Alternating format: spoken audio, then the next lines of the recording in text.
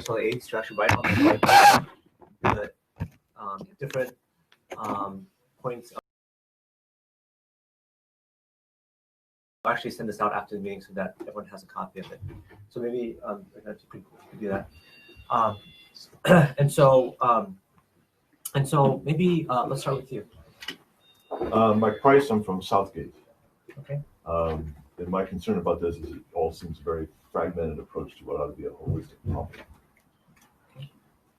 I'm Nancy Madison. So just write down. So she's going to write down the issues that people bring up, and if she writes something that's not right, someone say something and we can fix it. So I'm Nancy Madison. I'm from Southgate. My concern is that the so-called community outreach has been very disingenuous.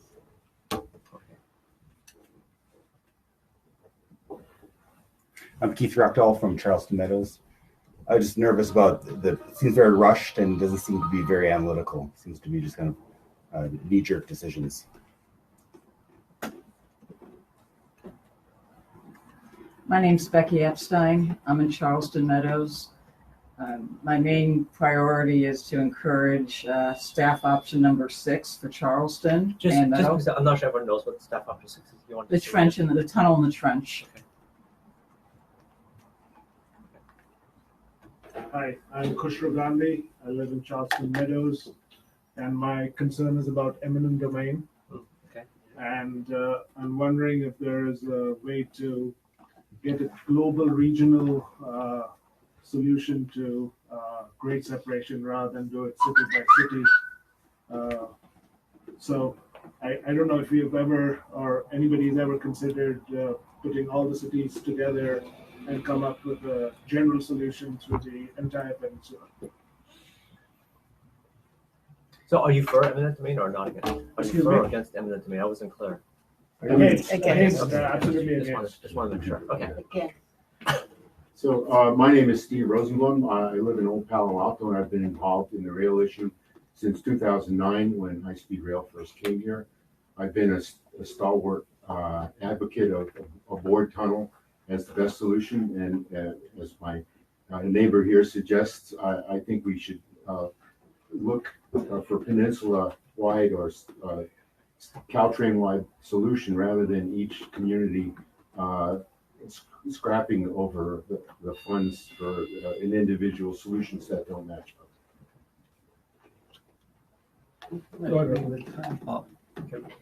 Sorry, which one? Go on. Okay, either way. I'm Deep Bhattacharjee. I guess I live on Charleston Road, and for 2 times of the day, the road in front of our house is a parking lot, and we essentially cannot get out of the house. It's that bad. And what I want is whatever happens to the Caltrain intersection at Charleston to make life a little better for residents on that road. That's very important to me.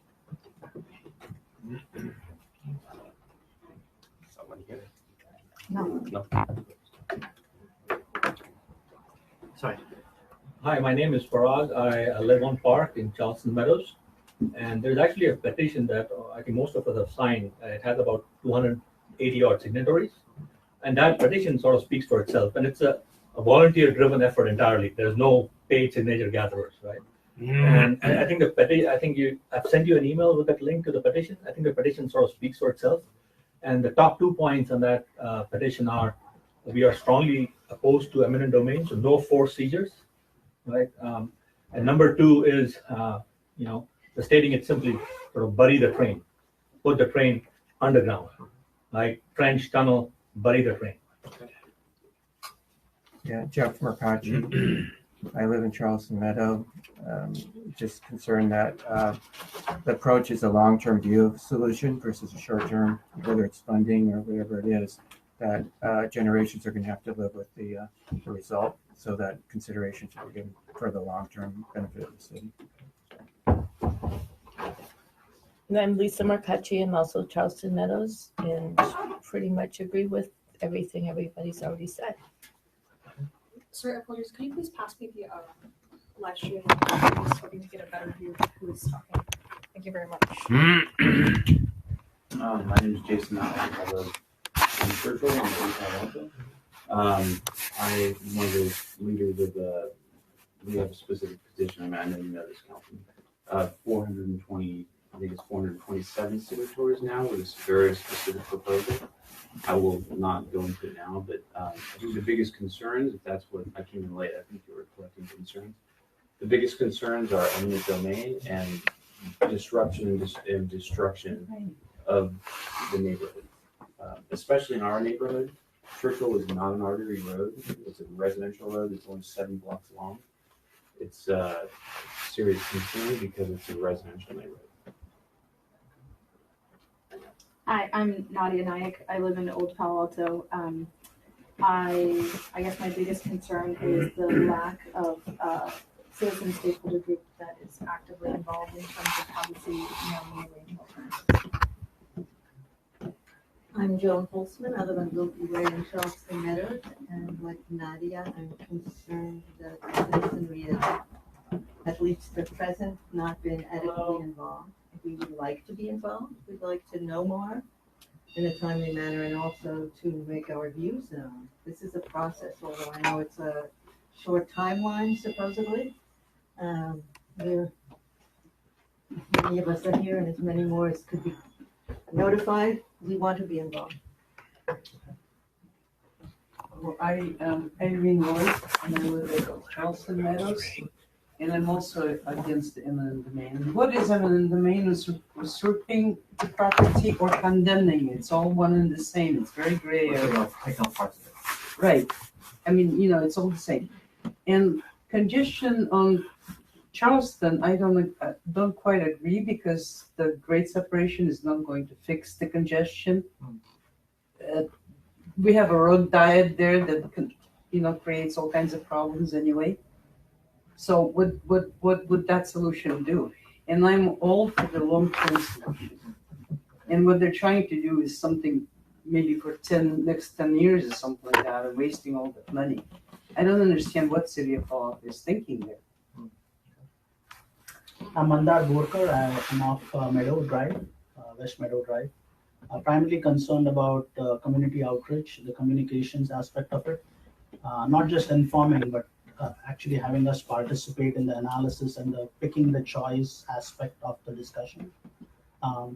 Whether it is financials, or whether it is design options, which options we pick. I'd like to see the citizens participate in the process, not just being informed about it. So I'm an Obama. I live on Charleston Meadows. They both our concerns are same, like eminent domain and citizen outreach. Sorry, she didn't put a mark for me. Oh, okay. Against them and So I am, yes.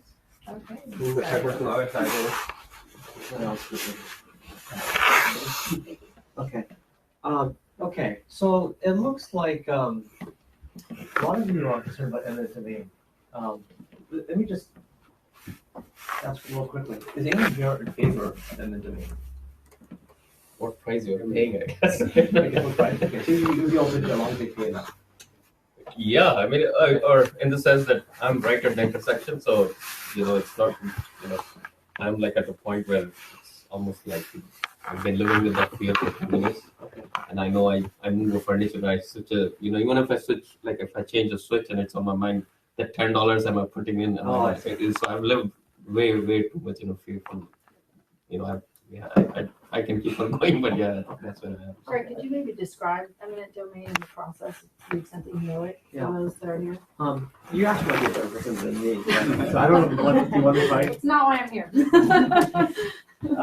So this is what I understand eminent domain is if the city needs like a piece of property or the property, then basically the recipient will get fair market value. Now, I'm not an attorney, so I don't know the intricacies of it, but that's what I understand what it is. If anyone here is an attorney or a licensed attorney, you guys maybe know more about it in detail, but that's what I know at the high level. Is anyone else here like okay with eminent domain? We have one person. Is there anyone else? Well, what it is government tries to pay you less, you try to get more. Whatever the money they pay me, no. Okay. So I have a question too that people ask, is if they get pushed out of the high school to be able to leave their kids in Palo Alto schools. That's, you know, that's something I hadn't thought of, but it's a serious question for the council. So I don't want to sound as if I'm Well, see, in favor of so we can eminent keep it domain. that down, like low key, that's actually a good question. Yeah, it's a big issue. Yeah. That's a good question. Well, the other issue is whether you can, so my understanding, though I'm also not an attorney, is that if they take your home to eminent domain, you are able to keep your tax base the same way. In other words, you don't reset your taxes necessarily the way you would if you bought a new house, you get whatever the new local tax rate is. I don't know that transfers. So another question for clarification would be tax rate basis, right? I'm 74 years old. I live in my retirement. Whatever the money they give me won't buy me a home, really. I understand. Do you know what I'm saying? I'm not So disagreeing with you. taxes I'm and all not that. disagreeing with you. I'm just explaining for those that are concerned that if you lived in Palo Alto and you pay a 4% tax rate because you've lived here for 30 years, whereas when you buy a new house, you might get a 32% tax rate. My understanding is that if you buy a new house, you get to keep your 4% tax rate. Right? It doesn't make any difference because I'm still paying for the higher.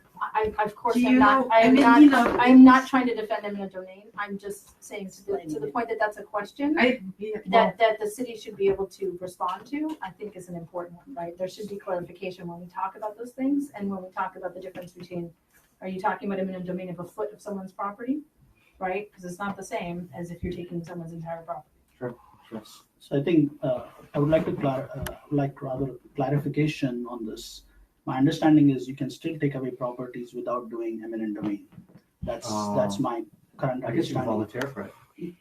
As in you will have to deal with the resident at a parity level, equal level, You can give and like convince easement. them You can give to sell. easement. Right, exactly. So I think there's some education that needs to be done here, as in there's a thought that the only way to take away properties is eminent domain, versus I think the more respectable way of taking away properties is not having eminent domain and working with the appropriate residents to come to a proper solution, whatever their situation is, as such, right? So if some people are not able to pay that much money and buy another house in Palo Alto, maybe the city should give them a house in Palo Alto, and that is all doable. That is all doable. That's all doable when you don't invoke eminent domain, because as soon as you invoke eminent domain, the city or the state is at a higher level talking down on the residents. And that's the reason we oppose eminent domain, is how I kind of think of it.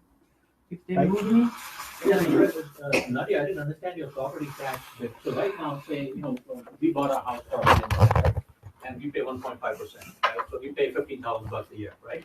So now the city pays us market value, say, $5 million, right? Rounded up, right? Then I go take the $5 million, buy another house for $5 million. Now, but I'm paying 1.5% of $5 million, right? Is that No. So you will pay only your old basis. Yeah, is that right? Yes. That's the question. No, that's for sure. That's by law. But the problem I'll tell you is that you will never find a house for $5 million. You will end up getting 6.5 now, because this is how the whatever that near the tracks you're selling, it's tough to move in Palo Alto with that price range anywhere else. So now at that delta 1.5, you will have to pay the new, so which you're forced to do. Greg, I think that what I would say is that the most important thing is that the city has not, to date, had someone come in and explain any eminent domain in any way from a legal perspective, which I think if it is still under consideration by the council, should be something that needs to be discussed. I understand that the council is hesitant to talk about any of that until they even know whether they're looking at alternatives that will consider eminent domain. But to the extent that it is a question that the community is concerned with and that the community would like to participate in narrowing the range of alternatives, then those questions need to be answered. and they always have that shield taxpayers' money, but they don't hesitate to waste it anywhere So else. education about eminent domain, we should question. You know, So that's another point. What was that again? I missed it. Well, they always have that shield taxpayers' money, too much money. But they don't hesitate to waste our taxpayers' money elsewhere, and they're going to waste it now the way they want the grade separation and all of that. They are, because it's not gonna work long term. So I guess part of that what we want is how do they decide what's a fair market value? I mean, it's very gray. Right? You know, I mean, that's I what I'm can saying. get They want to pay you one less loan. and you want more. So. Yeah, so one appraiser comes and says your property is X, and the other guy comes as Y, and it's a big difference. And that way they open up that, hey, here are the policies. This is how we. So they more pay me. fair. They pay me more. Say what I want. Then with that money, do I do? Taxes. Government will take most of it. So. You know what I'm saying? Yeah, they so- need to move me to a comparable house. I think we're going off on a That's tangent the here. last. Yeah. We're here to Well, talk about it- separate- No, you're talking about. Yeah, we eminent need the domain. information, but let's not talk about it. Yeah. No one's here as an expert, so speculating is not helpful. So just a question, who here is not in favor of eminent domain? Not Who does not want eminent domain? Raise your hand.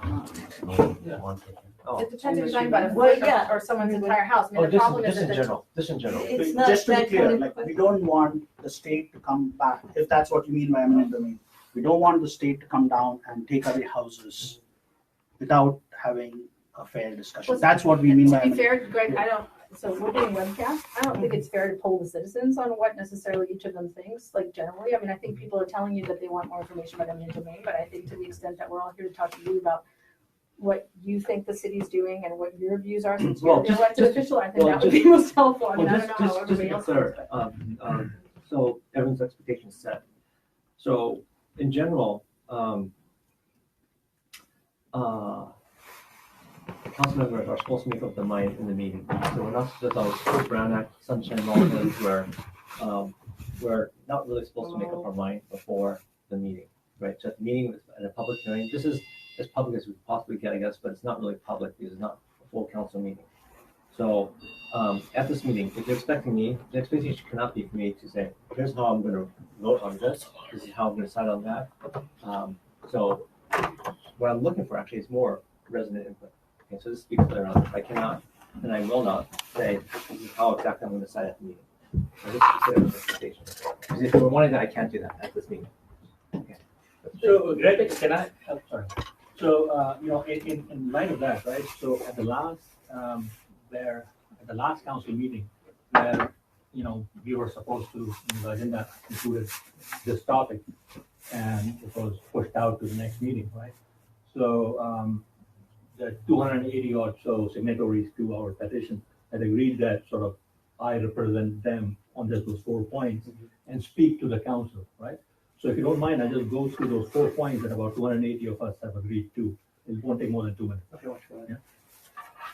All right, so the first one, right, number 1, is we are strongly opposed to eminent domain, no forced seizures, and can be asked that the city negotiate in good faith.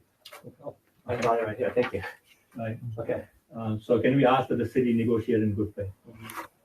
2, we strongly oppose all raised options, right? So no raised rail, no raised road. So there's no, the Berlin Wall, no overpass, no viaduct, right? No raised options whatsoever, right? Number 3, we support lowered rail options. The trench and tunnel are okay, right? And we also support, of course, increased safety of students, pedestrians, and bicyclists who use both Charleston and Meadow, especially because, all those roads lead to the school district that's on the other side. So those are the 4 points that about, 280 or so plus will lead to. Is this the same one, Jason, that you're talking about? No. Oh, this one, okay. This is for the South Palo Alto. Are there similarities between They're these very, two? they're very similar, with the one exception. So I don't think we oppose anything that you included. Again, we had 427 signatories. The one difference though is in North Palo Alto and Churchill, Old Palo Alto, and Southgate area, we benefit from being 500 yards away from Embarcadero.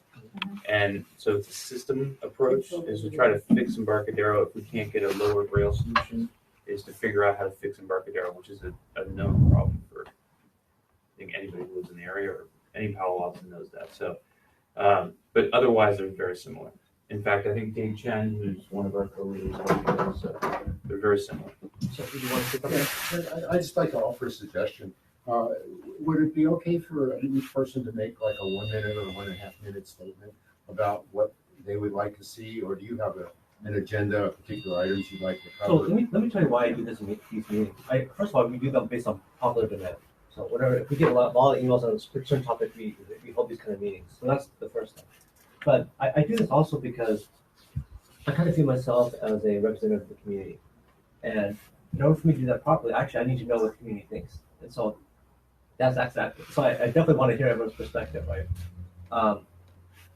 So I'm just starting to think if we do a minute for every person, that might be too much time, right? But Yeah. Greg, to the extent, so I appreciate that you can't tell us how you're supposed to vote on things, but as a council member, just like if you were running for re-election, you should be able to tell us sort of where are you, what are your general views on things in terms of the different alternatives that are being considered. Yeah. So funding and. Yeah, so I could tell you what I've said in the past publicly at these council meetings. So one of the things that I've said, I think 2 or 3 times, is that we minimize enmity. So that's something I've said multiple times. I've yet to succeed on that vote, but I've said that multiple times, and so you can infer what you want in terms of what that means for future. But okay, back to the question or topic there. Actually, I would like to hear that, but maybe less than a minute, maybe 20 seconds, something short. Because if we do that, that's the whole meeting basically, right? So we have one new person that came in. So can you just quickly introduce yourself? Say, we put your name, roughly where you live, and what issues or concerns you have about this. So my name is Jeff Wolfeld. I'm on Wicklum Drive, which is the Charleston Meadows area. I'm a signatory to that petition, and my issues are listed there. That's how I feel about most things. But my main concern is that I would like to make sure that there is a formal stakeholder process in which the different communities are represented in a formal way. Okay, so I like the suggestion that the gentleman back made. So maybe we can go around and you could say what you think we should do. That would be great. So we should start. Why don't you go ahead and start? Can I qualify? When you say what we would like the city to do in terms of an option for those two, is it very specific that, for example, I want a tunnel for both Charleston and is that what you're looking for? Yeah, I mean that, and what would be even more important is because I think there's not a person here that probably opposes a tunnel or undergrounding. The big question, of course, is how the heck are you going to pay for it, right? Well, then how are you going to pay for it? Oh, sure, right? I mean that's. And there's technical issues. I'm sorry to disagree, but there literally isn't enough study yet to understand whether you could have a trench or a tunnel, particularly in North Palo Alto. So to the extent that we can all say what we want, I mean, the community has been pulled ad nauseum in every single meeting. All things being equal, everybody wants it underground. Yeah. So then the question becomes, what is possible? And the problem is we don't technically know what's possible. So, I mean, I appreciate you trying to take the time to hear what people think, but I think it's pretty clear. I mean, I don't think that's the question. I think the question is, if we can't fund something, what happens? If we end up with a fundable and buildable trench in South Palo Alto, but neither of those alternatives for North Palo Alto, how do we convince 70% of Palo Altans to potentially pay for some kind of either business license tax or resident tax or something to fund something that would help South Palo Alto and have nothing in the north? I mean, I think you've got more complicated issues. I don't think generally you're going to have anybody raise their hand, perhaps I'm wrong, and say, I really want something elevated the entire length of the city. So to the extent that we don't know yet if it's technically feasible, particularly in the north, then what happens, right? So Greg, we already actually met as a group, at least many of us. And I have been talking to Dave Chen, who's the Churchill side of it, virtually 2 hours every week. And the petitions pretty much says what a lot of us think. We individually have our own preferences and such. But if you look at the petition, and we have about 300 odd signatures now across various different groups, and that speaks for it. And so I think if we just maybe let Parag finish off, because he started off with what we care for in terms of values, and we talked about opposing eminent domain and other things lower past. But we also would like to request the city for certain things. So maybe Parag, you should just finish off the petition so that it's all on the table clearly. Okay. All right. Let me just repeat the first few very quickly, and then All right, so we've got that petition. We've got about 300 signatories to that petition. The 4 points we strongly are for is we're strongly opposed to eminent domain. Right? No forced seizures. Please negotiate in good faith, right? If you want to buy property. Number one. Number two, all raised options we're strongly opposed for. So no Berlin Wall, no viaduct, nothing raised, right? It's an eyesore. Number three, lowered rail options we're okay with. Tunnel trench, of course, everybody's for a tunnel, right? That sort of thing. Number four, increased safety for pedestrians and bicyclists, especially. And especially, we live there, right? So there's a lot of cyclists who come from the other side, right? The west side, the east side, and go all the way to Gun and Turman and all that, right? So increased safety, right? It's not very obvious, but it's a very, very big deal for us. A lot of cyclists and pedestrians. So that's the 4 options, right? Now, over the course of next few months, we would like sort of pertinent information around, costs, property loss, and traffic impact for 3 options, right? Just 3 options. But we need information around cost, property loss, and traffic impact for trench with and without freight. Okay. We understand the implication of freight thanks to Nadia's bringing it up. Tunnel with and without freight, and road under rail, right? So those are the 3 options, right, for that meeting on May 29th. That's what we are going to sort of, harp on. 3 options, and we need those parameters in place: cost, property loss, and traffic impact. And of course, we would like to see how these options will be funded, right? So that's 4. And lastly, we would like to contribute to the agenda sort of ahead of time, right? Instead of being just passive recipients of information coming out of the city, we would like to sort of contribute to the agenda ahead of time, right? And be proactive in participating towards it.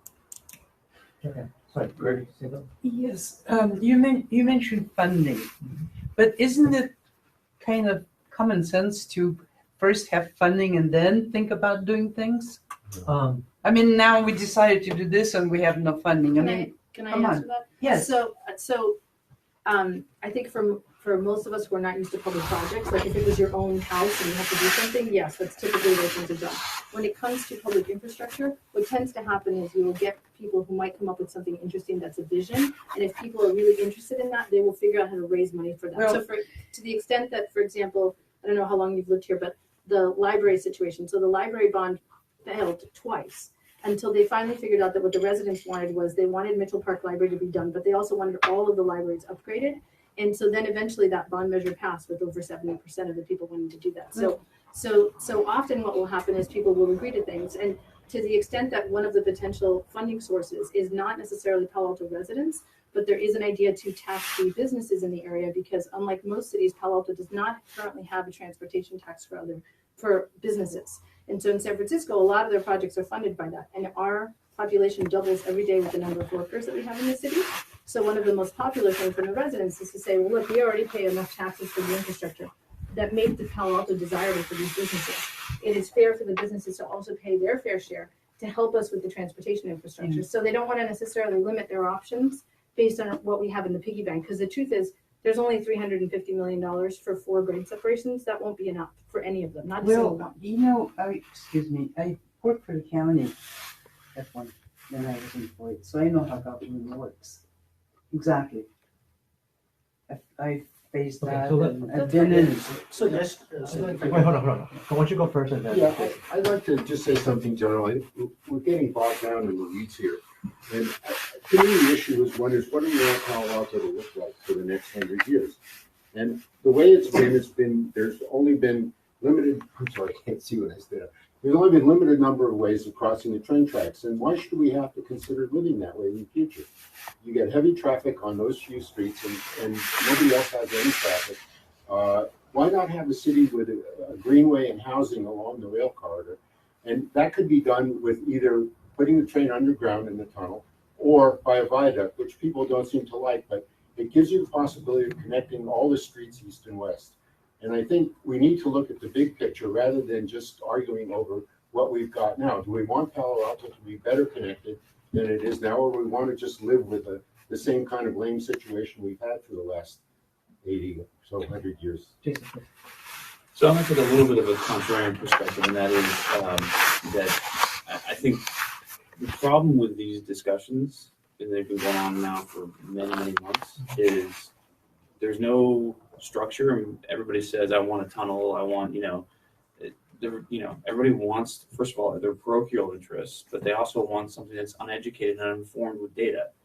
So what I would ask is that instead of we got to move past this, because literally the trains are coming and they're coming fast, and we think we're in a bad situation now. We're going to be screwed when the trains start doubling in volume.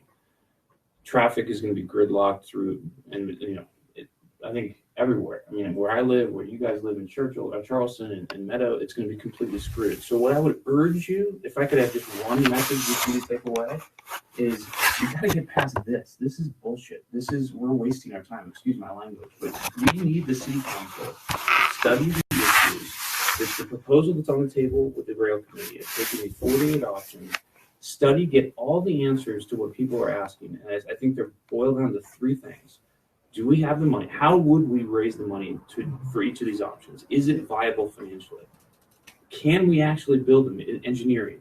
Is it feasible to do these things, given water tables and existing underground underpasses, etc.?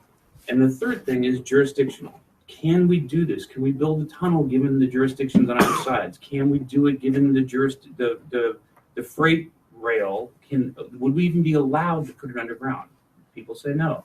Would we be able to do it in 1% grade or 2% grade? All these jurisdictional words, other people, other jurisdictions that could shut down any potential option, they need to be studied. So three things: financial, engineering, and jurisdictional. And we just need the answers. And then we can have informed discussions, because this is a complete waste of time. And it's been going on like this for a year. I've been attending meetings like this, and there's been plenty of meetings. You guys complain. I mean, I'm a big contrarian. These meetings have been going on for a long time. People in every neighborhood have been asked to come to meetings, and they all end up in the same way with no resolution and no satisfaction in the beginning. So I would urge the city council to get the consultants to answer on these 48 options that you're going to vote on. Get the answers so people can feel comfortable that we've come to an informed decision. Okay. Is it the case that although there have been several consultants, no numbers have been attached? They have been complete garbage. They've been, you could shoot holes through them a mile wide. So does this mean all this new consultants, now there's new consultants on board? Yeah. But by the way, those studies, just to be complete, were not complete. So they were in isolation of, for example, eminent domain, which is the biggest issue that everyone here at the table has, was not even considered in the financial study. It's hundreds of millions of dollars in any case. Somehow this consultant thought that was okay to do a financial analysis, not including eminent domain. So I'm sorry to be contrary, and I'm sorry to be too direct, but I'm getting frustrated coming to these meetings, and it's the same discussion. So, sorry. So I'm just add some support to his statement. After the community meeting for tunneling and trenching, there were very, very high level numbers that were given out.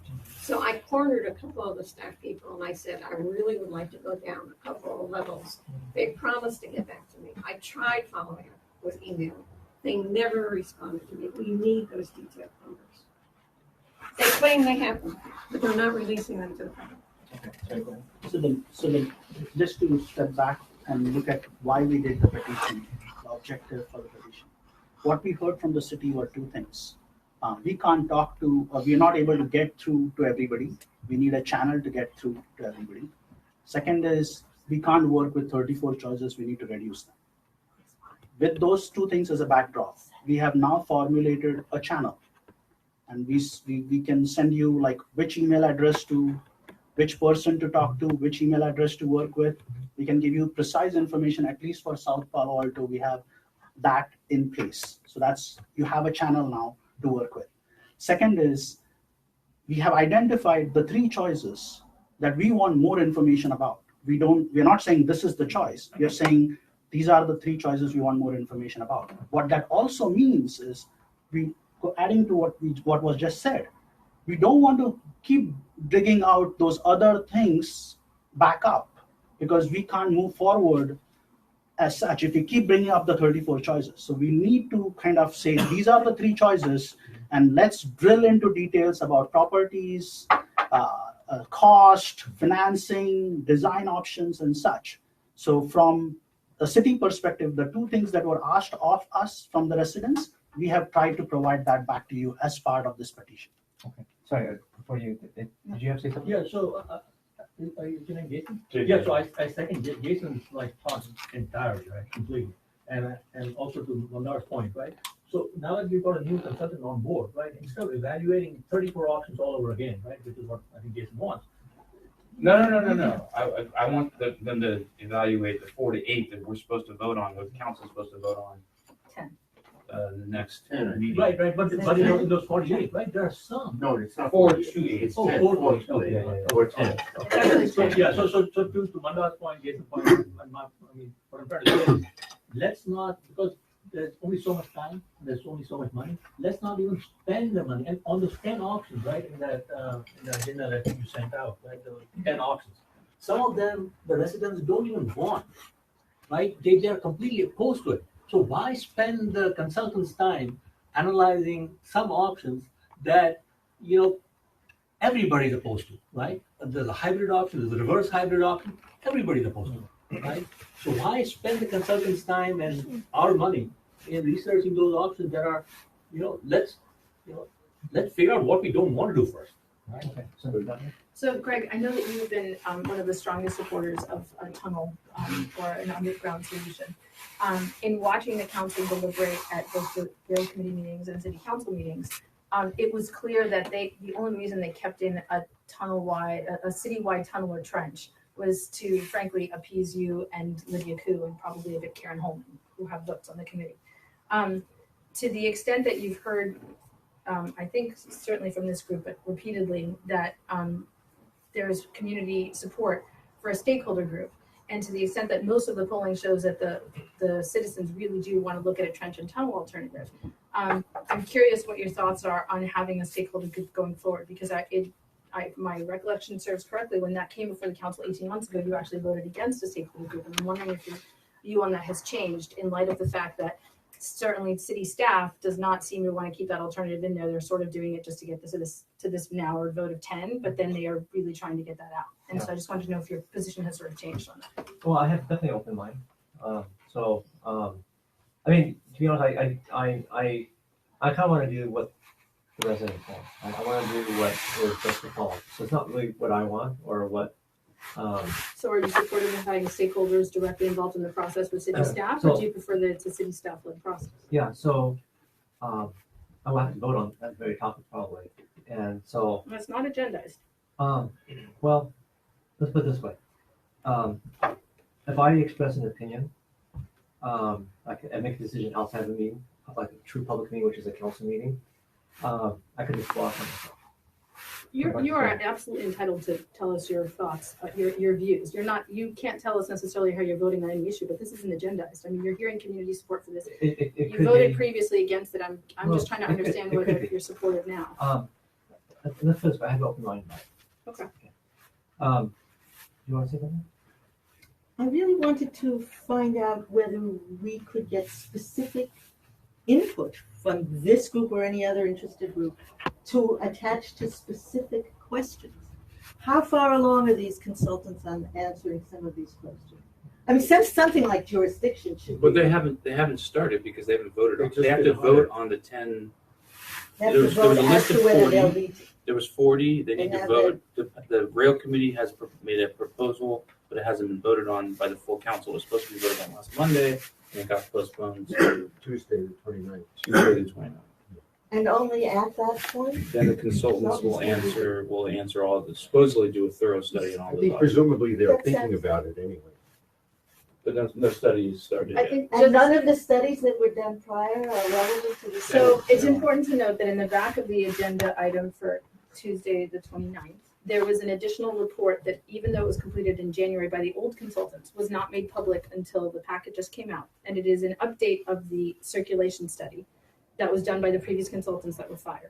The previous consultants concluded, and their latest updated report from January reaffirms this, that they believe that if you close Churchill to car traffic and you also closed Palo Alto Avenue to car traffic, that it would have minimal impact to circulation.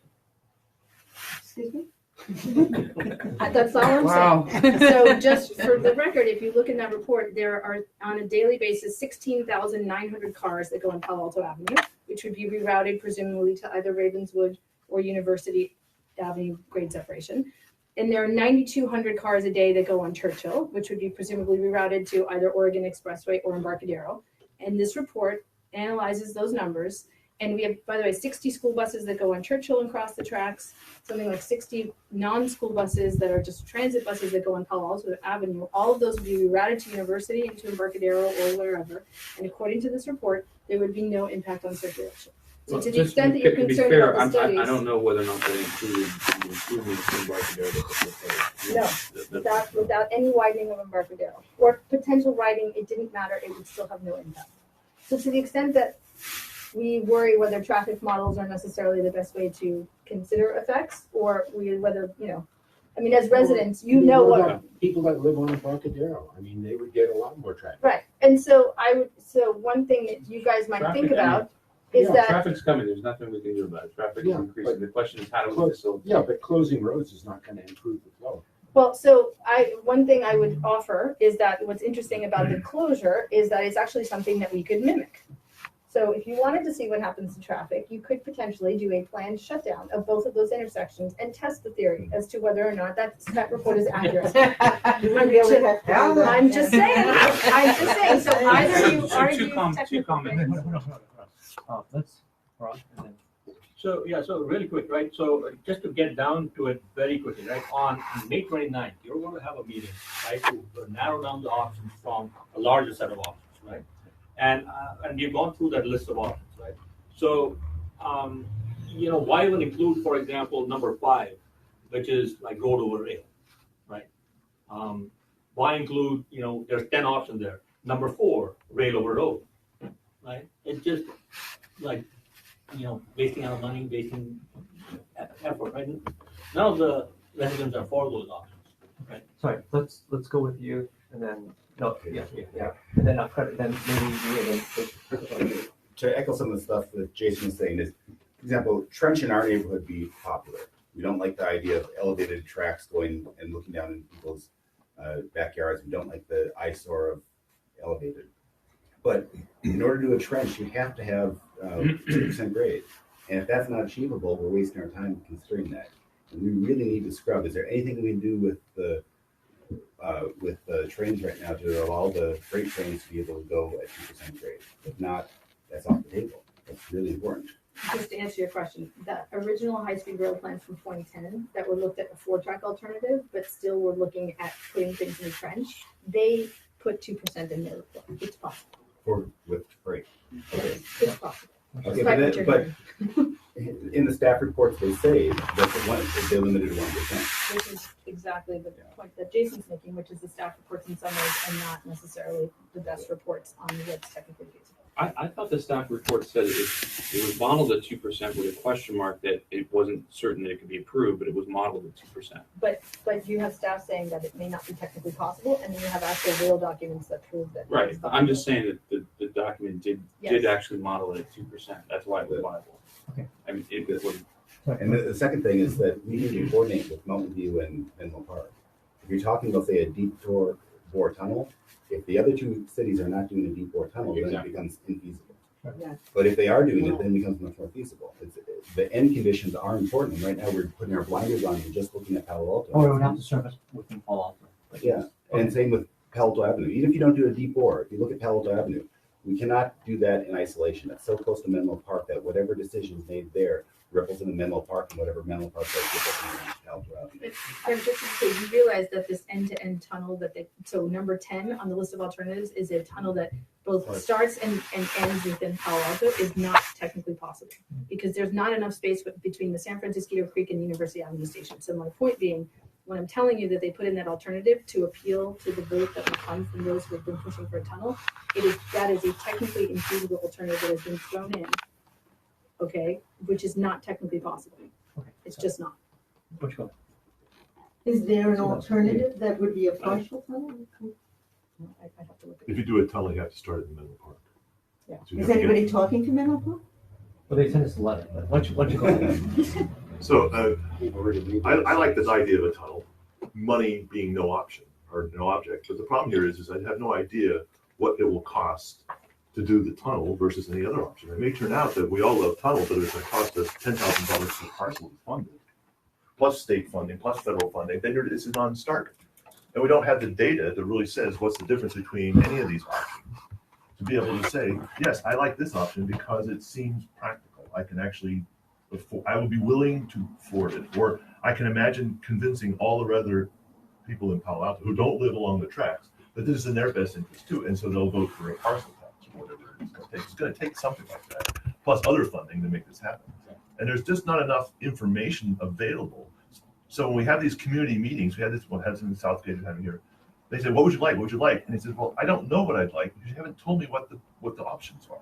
The options aren't put it underground, put it above ground. The options are this amount of money, and we'll do this amount of money to do that." There's a bunch of factors which are not. But the money is not a fixed amount. One can't. If there's a really good idea, there are multiple ways to reach money. I'm much more concerned about having an item on the agenda that's quote unquote unfeasible. What are we investigating? Why are we spending money that we're paying consultants to investigate something that's not feasible? Is there not something that represents something like that, say, in cooperation with Menlo Park? I'm just spouting now, but I mean, or a partial tunnel? But why are we investigating something we know cannot be done? Because the citizens are demanding that they do that, but their heart isn't in it. Here's my heart. Guys, we have about 9 minutes left here. So, where does Bert yeah, what I think one topic that I've not actually seen much survey data on, or much input on, is the funding mechanisms. So I've seen a lot of kind of opinions on the different options. I think not unanimously, probably if like I said, if money was no object, most people love to have the whole thing underground, right? But the problem is, how do you pay for it? So I'm actually really interested with the time we have left to understand people's interest, willingness, ideas about financing this. Now, of course, there's the big dream that the federal government or the state government will come in with piles of cash and just pay for all of it for us, right? Now, we can hope for that, right? And that'd be great, but it's not necessarily likely. It's possible, but not likely. So within our city boundaries, what are I'd love to hear people's thoughts, recommendations, willingness of what kind of financing options are there, right? Or which would the resident be willing to do? So I'll just finish off a few, but I'd love to kind of get people's opinion on this. So there's, of course, just a parcel tax, right? Some sort of tax on the properties, which, you know, if let's say tunneling was $4 billion, that could be a nets, right? Take them or parcels divided that at $4 billion, that's a lot of money per parcel. It could be, as Nadia mentioned, a business tax. It could be another sales tax. It could be you can raise the hotel tax. You can do real estate transfer tax. There's no shortage of taxes that we can do, but we're talking about large figures of dollars that are needed. Another idea I've heard is to sell transfer development rights to help fund this, right? But we don't own the land. No, it doesn't have to be on the Caltrain itself. It could be, let's say, just downtown, just development rights. Those go for about $400 per square foot. If you did the math, that's like. But what land do we own downtown that you? Who are you selling? It's development rights. So the transfer development rights, so what TDRs are, transfer development rights, is gives developers a right to build. That's what it is. It's not attached to any particular piece of land. It's not like you're selling the land. You're not selling the land. You're selling the right to build. But what level of development would you need to support $4 billion? So $400 per square foot. Like if you take $4 billion and divide by $400, right? That gives you 10 million square feet. So it's a lot of development. So I'm throwing out ideas here. How much development is there in downtown, and how is that relevant? So in other words, can you give us some?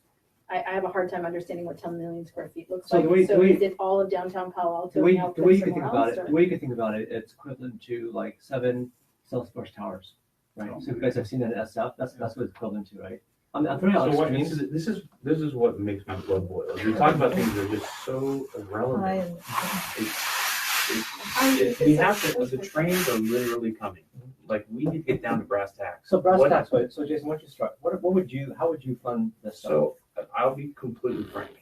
Tunnel and trench is the top priority in our list. Either waterfall or priorities. But I am at the point where citywide tunnel or trench it's not viable. I've yet to sit in any meeting with any staff member, any council member, or any citizens. Put that aside first. Well, what would you do? Because you mentioned we have about $300 million, which is roughly right. 300 million, which is 1/10, less than 1/10. And by the way, I think 4 billion is the estimate. I think it will probably end up being 10 billion because every project ends up being double. Any civil project ends up being double.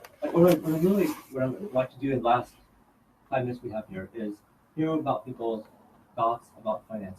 How would we finance it? Finance what? Finance any great separation at this point. Well, the city put out a funding paper. They asked for public comment. They have never recirculated that paper. It's not being considered by the rail committee. Yes. So to the extent that you want to have a conversation on funding, the consultants put out their stuff. They included tax measures that only lasted 10 years, despite the fact that infrastructure taxes usually last at least 30. They were missing anything that related to any business license tax of any kind. All of the business transportation tax of $10 per employee. Exactly. So they had the most under-costed and ridiculous numbers in there. They then never recirculated that document, even though they got extensive public comment. And it has never been put, to Jason's point, next to the actual solutions and then what we think we can fund. So it's basically impossible for any of us to have a serious conversation on funding because nobody has actually seen our comments that were given to the city, like regurgitated back in some new calculation. Hold on. Can I answer your question? Hold on. I want to give other people a chance. Why don't you go ahead? I just want to mention, you talked about, $4 billion divided by the number of parcels.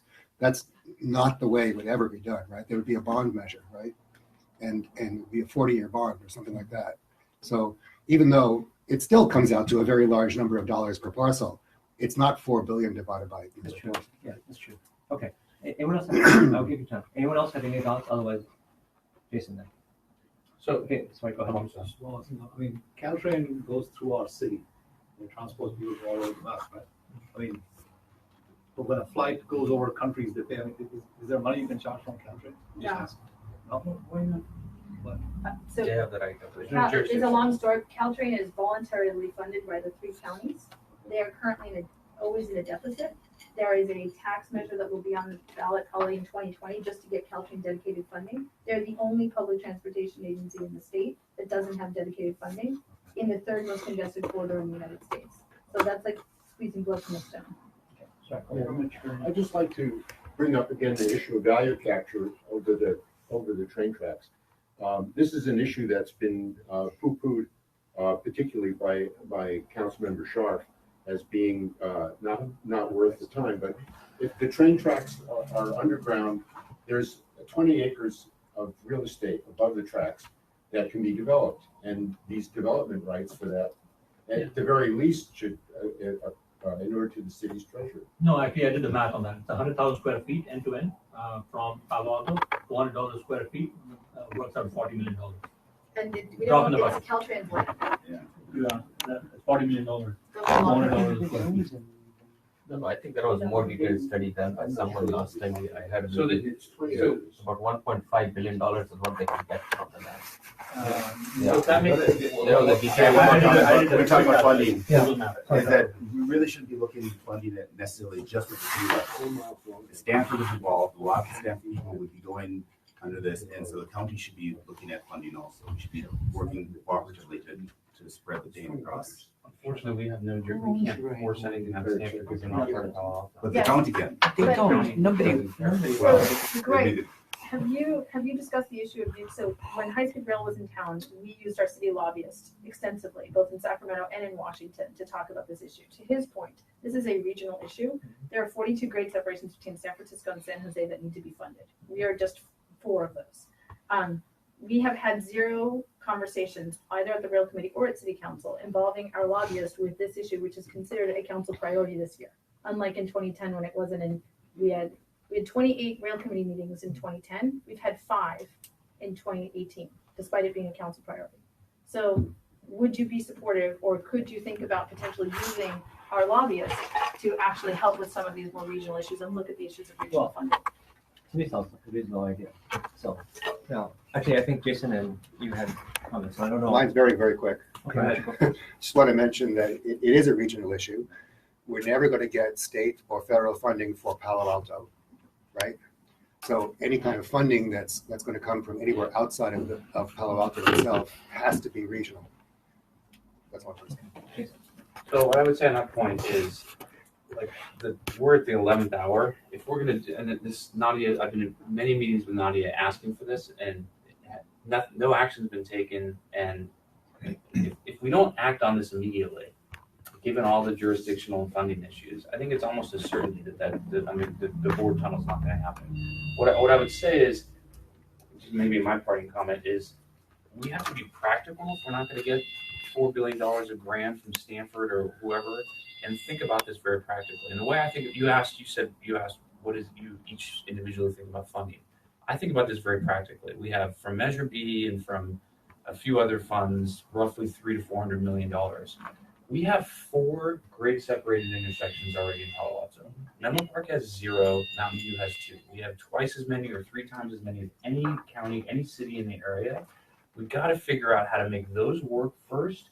And then in South Palo Alto, I'm willing to acknowledge, I mean, you guys have a gap between San Antonio and Oregon Expressway that is almost 2 miles long. Something needs to be done there. So I think a significant percentage of the funds need to be spent on trench or some acceptable alternative to that. And we need to figure out how to make Embarcadero work. Yes, it's true that Embarcadero is a disaster today, but any traffic engineer, including the traffic engineers of the city, will tell you it's poorly designed. It's a legacy of 1932. We have to figure out how to make that work. And by the way, it's a fraction, it's a magnitude order less costly to fix that, based on estimates that we've heard, than building any of the other alternatives to trenching, tunnels, road underpasses or otherwise. So what I would urge is, if we're not going to get serious real quick about some of these multi-jurisdictional, multi-billion-dollar issues, we need to start thinking very practically and getting data to these other solutions very quickly along those 3 things: engineering, financial, and jurisdictional authority. Okay, guys, we are past 1 o'clock. So I want to thank everyone for your time and your input. It's really helpful for me. So thank you. Appreciate it. Have a good week. Thank you.